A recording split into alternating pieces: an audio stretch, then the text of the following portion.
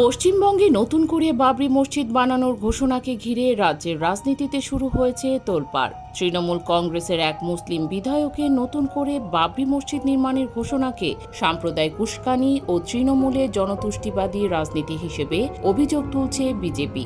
অবশ্য তৃণমূল কংগ্রেসের দাবি, বাবরি মসজিদ বানানোর দাবি ওই বিধায়কের সম্পূর্ণ ব্যক্তিগত অবস্থান, দলের নয়।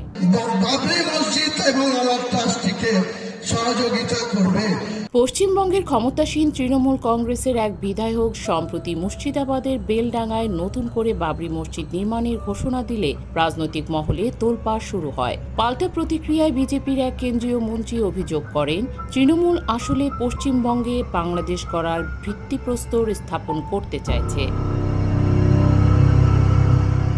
এনএনআইয়ের প্রতিবেদন অনুযায়ী সম্প্রতি তৃণমূল বিধায়ক হুমায়ুন কবির ঘোষণা দিয়েছেন, আগামী 6 ডিসেম্বর বেলডাঙ্গায় নতুন বাবরি মসজিদ ভিত্তিপ্রস্তর স্থাপন করা হবে। 1992 সালের 6 ডিসেম্বর অযোধ্যায় মসজিদটি ভাঙার ঘটনায় 33 বছর পূর্তিকে সামনে রেখে তিনি এই ঘোষণা দেন। এদিকে তার মন্তব্য দলীয় অবস্থান নয় বলে দাবি করেছে তৃণমূল। দলের বিধায়ক নির্মল ঘোষ জানান, হুমায়ুন কবির দলের সীমারেখা লঙ্ঘন করেছেন এবং তিনি এখন দলের সঙ্গে সক্রিয় যোগাযোগেও নেই।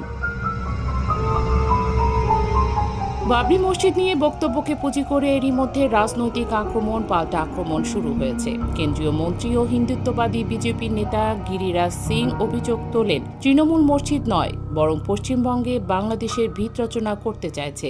তার দাবি, মমতা বন্দ্যোপাধ্যায়ের সরকার বাংলাদেশি অনুপ্রবেশকারী ও রোহিঙ্গাদের সমর্থনে ক্ষমতায় টিকে আছে। হিন্দুদের মৃতদেহ নিয়ে রাজনীতি করছে তারা। এ রাজনীতি বেশি দিন চলবে না বলে মন্তব্য করেছেন তিনি। বিজেপি নেতা অশ্বিনী কুমার চৌবেও এ প্রসঙ্গে কঠোর মন্তব্য করেন। তার মতে, সমাজে অস্থিরতা তৈরির উদ্দেশ্যে কিছু মানুষ নাশকতামূলক মানসিকতা নিয়ে এগোচ্ছে।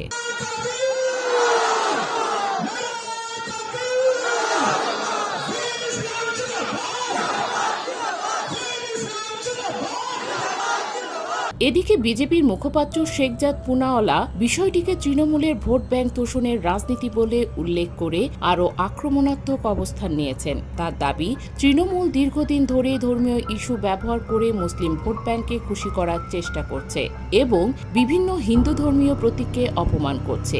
সিএএ, এনআরসি, ওয়াকফ সহ নানা ইস্যুতে তারা জনগণকে উস্কে দেয় বলেও অভিযোগ করেন তিনি। 1992 সালের 6 ডিসেম্বর হিন্দুত্ববাদীদের হাতে রামের জন্মভূমি খ্যাত অযোধ্যায় বাবরি মসজিদ ভেঙে ফেলা হয়েছিল। 3 দশক পরও ভারতীয় রাজনীতির অন্যতম উত্তাল ইস্যু এটি। দীর্ঘ আইনি লড়াইয়ের পর নরেন্দ্র মোদী নেতৃত্বাধীন বিজেপি সরকার অযোধ্যায় রাম মন্দির নির্মাণ করে এবং সর্বশেষ জাতীয় নির্বাচনের ঠিক আগে তার আনুষ্ঠানিক উদ্বোধনও করেন মোদী।